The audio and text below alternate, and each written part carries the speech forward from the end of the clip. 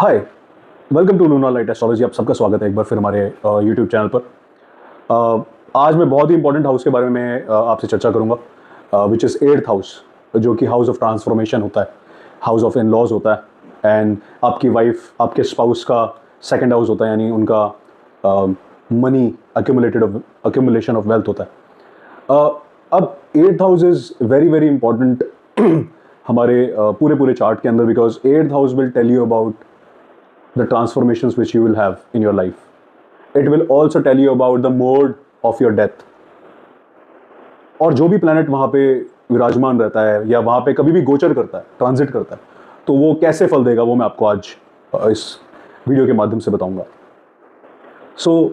काल पुरुष की कुंडली के अंदर एट्थ हाउस और एट्थ राशि, स्कॉर्पियो राशि बहुत ही ज़्यादा महत्वपूर्ण होती है।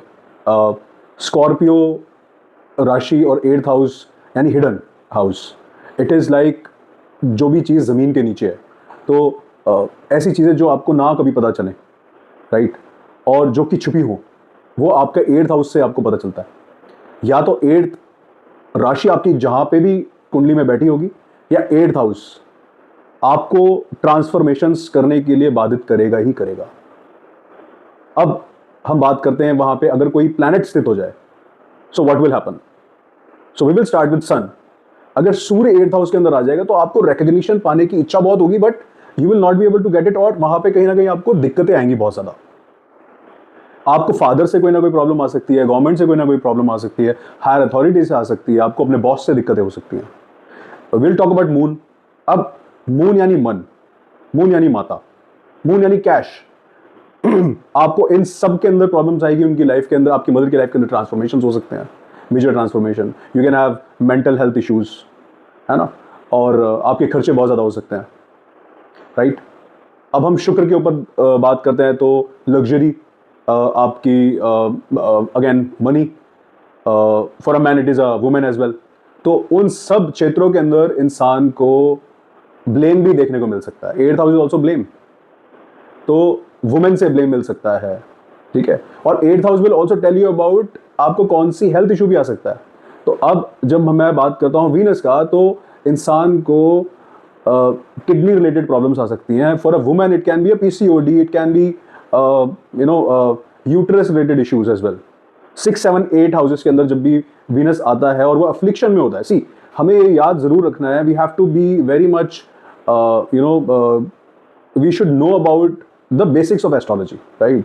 कोई भी हाउस पीड़ित होने के लिए कारक पीड़ित होना चाहिए, हाउस पीड़ित होना चाहिए, राशि पीड़ित होनी चाहिए, तभी जाके आपको वो एडवर्स आपको उसके इफेक्ट्स मिलेंगे। अब जब मार्स आ जाता है तो इंसान अपने छोटे भाई बहन, अपने अपने प्रॉपर्टी रिलेटेड इश्यूज उसको फेस करने मिल सकते हैं।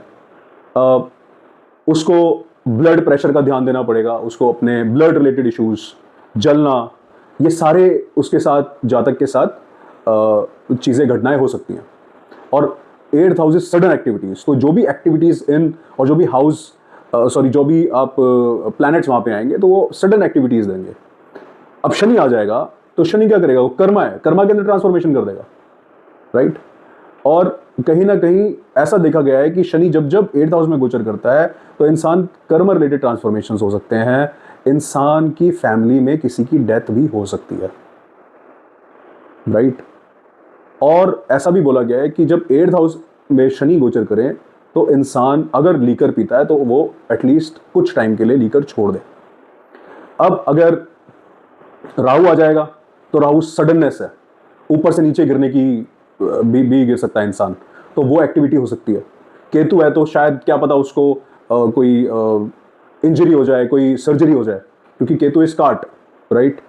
तो ये भी हो सकता है। केतु आपका बेटा भी डिनोट करता है, लाल किताब में बेटा भी बोला गया है, तो बेटे को कोई प्रॉब्लम ना हो जाए, आपके पेट्स को कोई प्रॉब्लम ना हो जाए ऑल ऑफ अ सडन, ठीक है। आपको कहीं ना कहीं प्राइवेट पार्ट्स में, अब जब भी मंगल केतु ये साथ में मिल जाते हैं, एट्थ हाउस से मिल जाएंगे, तो आपको ऐसा हो सकता है कि पाइल्स का इशू आ जाए और आपको उसका ऑपरेशन कराना पड़े, या आपको कोई एक्सीडेंट से जूझना पड़े। So you have to be very careful.